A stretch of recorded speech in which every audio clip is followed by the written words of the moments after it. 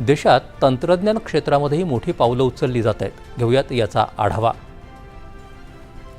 तुमच्या हातातला स्मार्टफोन, घरातला स्मार्ट टीव्ही, कारमधला GPS, रुग्णालयातलं ECG मशीन, ATM, UPI, अगदी कृत्रिम बुद्धिमत्तेवर चालणारे चॅटबॉट्सही, या सगळ्यांच्यात एक गोष्ट समान असते.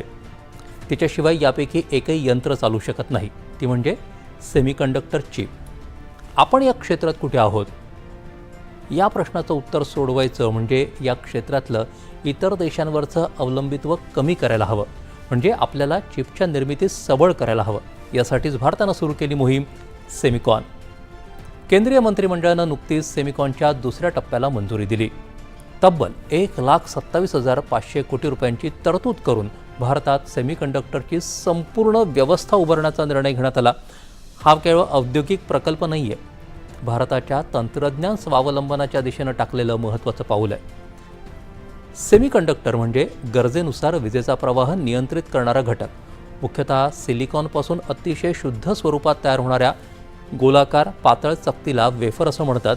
याच वेफरवर प्रकाशाच्या साह्यानं अब्जावधी सूक्ष्म ट्रान्झिस्टर कोरले जातात आणि त्यातून तयार होते ती चिप. एका आधुनिक चिपमध्ये अब्जावधी ट्रान्झिस्टर असू शकतात. आकारानं ती नखा एवढी जरी असली तरी तीच मोबाईलचा विचारही करते, कारला दिशा दाखवते, उपग्रहाचं नियंत्रण करते आणि कृत्रिम बुद्धिमत्तेलाही गती देते. जगाला ऊर्जेसाठी जशी तेलाची निकड आहे ना, तशीच आज डिजिटल अर्थव्यवस्था चिपवर उभी आहे. कोविड काळात चिपचा पुरवठा खंडित झाला आणि जगभर वाहन उद्योगापासून इलेक्ट्रॉनिक्स उद्योगापर्यंत अनेक उत्पादनं थांबली. दुसरीकडे अत्याधुनिक चिप उत्पादन मोठ्या प्रमाणावर काही मोजक्या देशांमध्ये केंद्रित आहे, खास करून चीनच्या. अमेरिका आणि चीनमधला तणाव, तैवानभोवतीची भूराजकीय परिस्थिती आणि जागतिक पुरवठा साखळीतली अनिश्चितता यामुळे प्रत्येक देशाला स्वतःची उत्पादन क्षमता उभी करण्याची गरज जाणवू लागली. भारतातही जगातल्या मोठ्या इलेक्ट्रॉनिक्स बाजारांपैकी एक आहे, पण लांब पल्ल्याचा विचार करता चिपसाठी परदेशावर अवलंबून राहणं धोक्याचं ठरू शकतं. त्यामुळे आयातीवरचं अवलंबित्व कमी करायचं आणि देशांतर्गत उत्पादन वाढवायचं ही काळाची गरज बनली आहे. भारतानं सेमिकॉन इंडिया मिशनमधून पहिला पाया घातला. आता त्याचा दुसरा टप्पा सेमिकॉन 2.0 त्या पायावर संपूर्ण उद्योग साखळी उभारण्याचा प्रयत्न करणार आहे.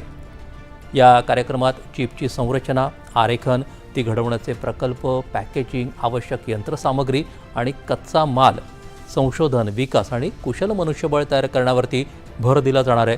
उद्दिष्ट एकच, भारतानं केवळ चिप वापरणारा नव्हे तर जगासाठी चिप तयार करणारा देश बनावं.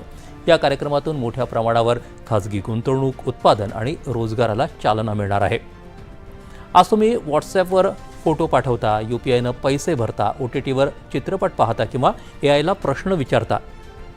ही माहिती जाते कुठे? तर डेटा सेंटरमध्ये. डेटा सेंटर म्हणजे हजारो संगणक सर्व्हरचं सुरक्षित केंद्र.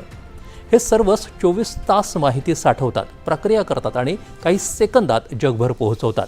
या प्रत्येक सर्व्हरमध्ये असतात उच्च क्षमतेचे प्रोसेसर आणि त्या प्रत्येक प्रोसेसरच्या केंद्रस्थानी असते सेमीकंडक्टर चिप. म्हणूनच AI जितक्या वेगानं वाढत आहे तितक्या वेगानं चिपची मागणीही वाढते. याच ठिकाणी महाराष्ट्राची भूमिका महत्त्वाची ठरते. राज्यानं कृत्रिम बुद्धिमत्ता धोरण जाहीर करून AI, क्लाउड आणि डिजिटल उद्योगांसाठी पोषक वातावरण निर्माण केलं आहे. मुंबई, नवी मुंबई, तळोजा, पुणे हा पट्टा देशातल्या सर्वात मोठ्या डेटा सेंटर हबपैकी एक म्हणून विकसित होतो आहे. वित्तीय सेवा असतील, फिनटेक, क्लाउड कॉम्प्युटिंग आणि AI उद्योगांची वाढ होते, ते या भागामध्ये मोठ्या प्रमाणावरती डेटा सेंटर उभारत आहेत. डेटा सेंटर वाढतील, AIचा वापर वाढेल, तसतशी आधुनिक चिपची मागणीही वाढणार आहे. म्हणजे सेमीकंडक्टर उद्योग आणि महाराष्ट्राची डिजिटल अर्थव्यवस्था एकमेकांना बळ देणार आहे. 21व्या शतकात आर्थिक ताकद केवळ कारखान्यांनी ठरत नाही, ती ठरते तंत्रज्ञानानं आणि तंत्रज्ञानाचा पाया आहे सेमीकंडक्टर.